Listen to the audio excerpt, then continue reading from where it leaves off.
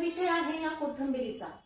मागच्या 15 ते 20 दिवसांमध्ये कोथिंबीर हा विषय माझ्यासाठी एवढा नाजूक झाला होता ना, म्हणजे जेवढं वाईट मला सोन्याचे भाव वाढल्यामुळे वाटत नव्हतं ना, तेवढं वाईट मला कोथिंबीरीचे रेट वाढल्यामुळे वाटत होतं. कारण कोथिंबीर ही स्वयंपाकामध्ये कंपल्सरी लागतेच लागते. मागच्या 15 दिवसांपूर्वी मी पहिल्यांदा 80 रुपयांना कोथिंबीरीची जुडी घेतली. आता काही ठिकाणी 100 प्लस पण गेली असेल कोथिंबीर, आणि गरजेची आहे त्यामुळे नाविलाजाने ती घ्यावीच लागते. आणि आता कालचाच विषय आहे, तीच कोथिंबीरीची जुडी अगदी त्याच्यापेक्षा मोठीही असेल 10 रुपयांना मी घेतली. जेव्हा त्या भाजीवाल्या काकांनी मला सांगितलं ना की ही जुडी 10 रुपयांना आहे, अक्षरशः मला एवढा जास्त आनंद झाला होता. म्हणजे त्यावेळी जर मला कोणी एका साईडला 1 तोळा सोनं ऑफर केलं असतं आणि एका साईडला ही कोथिंबीरीची जुडी ना, तर मी प्रायोरिटी ह्या कोथिंबीरीच्या जुडीलाच दिली असती. आता 80 रुपयांची जुडी घेऊन मी काय तेव्हा कोथिंबीरीच्या वड्या बनवल्या नव्हत्या, गरजेपुरतीच वापरत होती. पण आता स्वस्त झाली तर म्हटलं चला छान अशा कोथिंबीरीच्या वड्या बनवून घेऊया.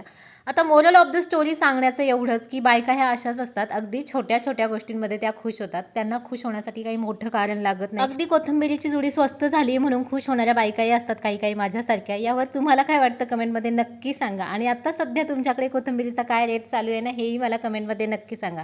चला बाय, भेटूया नेक्स्ट व्लॉगमध्ये. थँक्यू.